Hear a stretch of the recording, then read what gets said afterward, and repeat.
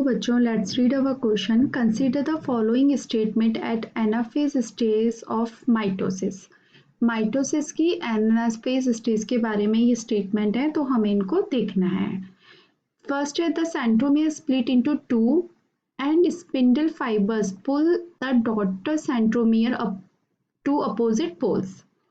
Second, the separated chromatids are pulled along behind the centromere. ये दो statement दिए गए हैं. ऑप्शन है हमारे. फर्स्ट ऑप्शन है statement 1 is true but second is false. B है statement 1 is false and but second is true. Both statement first second are true. Both statement first second are false. तो हमारा यहाँ पर जो की कंसेप्ट हो जाएगा वो क्या हो जाएगा? Anaphase stage. Anaphase stage of mitosis. तो माइटोसिस की एनाफेज जो स्टेज होती है उसमें क्या होता है? उसमें सेंट्रोमियर जो होते हैं क्रोमोसोम के वो स्टार्ट कर देते हैं to divide into two. Centromere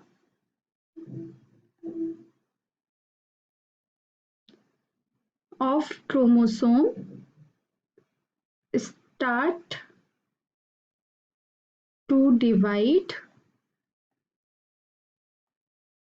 into two. ठीक है, एक क्रोमोसोम का जो सेंट्रोमियर है वो डिवाइड हो जाता है और दो में बढ़ जाता है. और क्या? Forming daughter chromosome with centromere in each. Forming daughter chromosome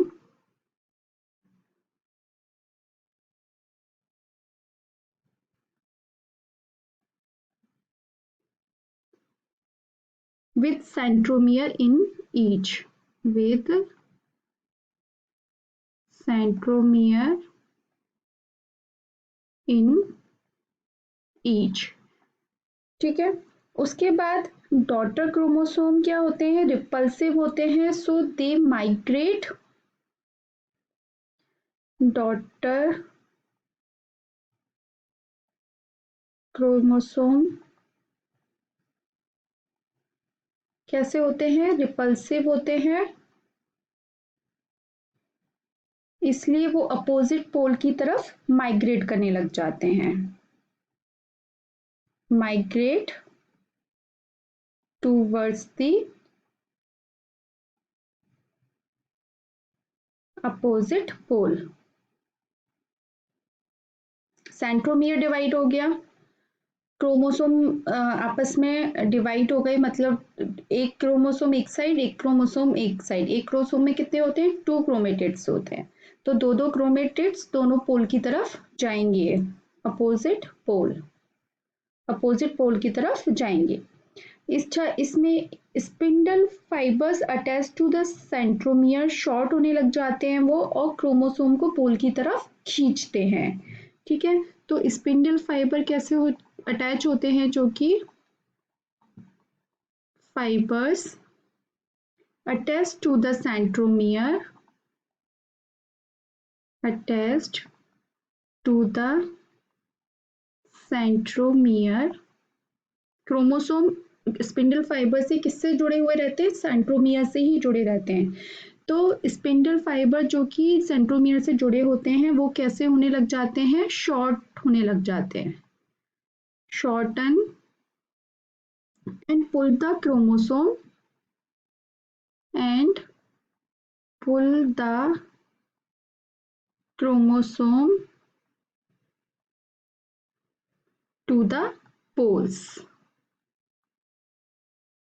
ठीक है. तो हमारा ये डिस्क्रिप्शन हो गया एनाफेज फेज के बारे में. अब हम एक डायग्राम से इसको थोड़ा समझ लेते हैं.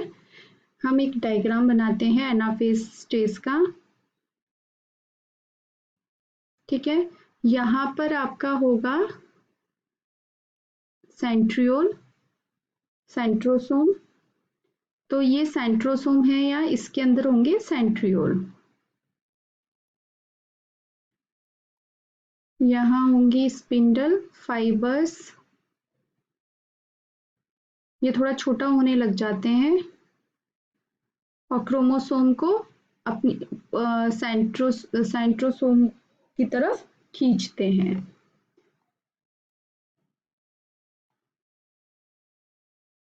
ये आपका हो गया सेंट्रोमियर, इस पे ये क्रोमेटिड्स आपस में लगे रहते हैं, इसी टाइप यहाँ होगा। थोड़ा वी शेप का स्ट्रक्चर बना लेते हैं। ये एनाफेज जो स्टेज होती है उसमें जो क्रोमोसोम होते हैं वो वी शेप का स्ट्रक्चर बना लेते हैं। ठीक है, इसमें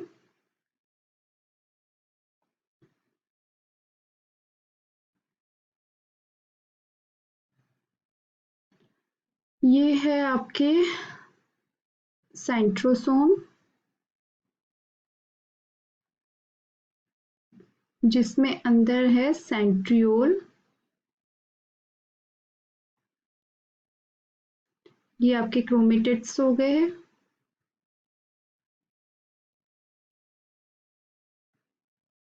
ये सेंट्रोमियर, दोनों साइड का सेंट्रोमियर है। ये क्या होते हैं, डिवीजन हो जाता है, इनमें भी स्प्लिट हो जाते हैं और दोनों क्रोमोसोम में, दोनों साइड के क्रोमोसोम में चले जाते हैं। ठीक है, तो और ये होती है आपके स्पिंडल फाइबर्स।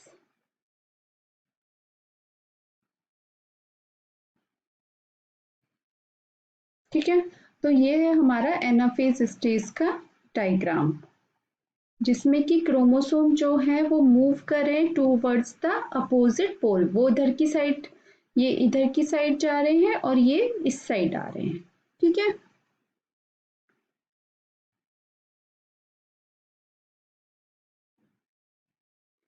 तो ये हो गया एनाफेज का। तो अब हम अपने ऑप्शंस पढ़ लेते हैं, स्टेटमेंट पढ़ लेते हैं पहले। The centromere split into two and the spindle fibre pull the daughter centromere to the opposite poles. तो ये बिल्कुल सही है, हमने यही बताया कि जो सेंट्रोमियर है वो स्प्लिट हो जाता है, स्टार्ट डिवाइड हो जाता है दो में, और daughter forming daughter chromosome with centromere in each, और उसके बाद वो माइग्रेट करने लग जाता है टूवर्ड्स द अपोजिट पोल। ये इस साइड जा रहा है और ये इस साइड जा रहा है। तो हमारा ये ऑप्शन बिल्कुल सही, स्टेटमेंट बिल्कुल ठीक है। सेकेंड स्टेटमेंट है the separated chromatid are pulled along behind the centromere. तो क्रोमेटिड जो है वो किसके पीछे पीछे जा रहे हैं, सेंट्रोमियर के। ये सेंट्रोमियर है आपका, ये सेंट्रोमियर है और इसके पीछे पीछे ये क्या, क्रोमोसोम जो है वो इसके पीछे जा रहे हैं। मतलब फर्स्ट जो है आपका क्या है, ये सेंट्रोमियर है, उसके पीछे जो जा रहे हैं वो क्या है, ये आपके क्रोमेटिड्स हैं। ठीक है, तो हमारा ये भी जो है स्टेटमेंट बिल्कुल ठीक है। तो हमारे ऑप्शंस देख लेते हैं अब। Statement 1 is true but second is false, ये गलत हो गया। Statement 1 is false but second is true, ये भी गलत हो गया। Both statement 1 and second are true, ये बिल्कुल सही है। Both statement 1 and second are false, ये गलत है। तो हमारा जो आंसर बनेगा वो बनेगा option C, both statement first and second are true. I hope आपको ये आंसर समझ में आया होगा। Thank you so much, all the best.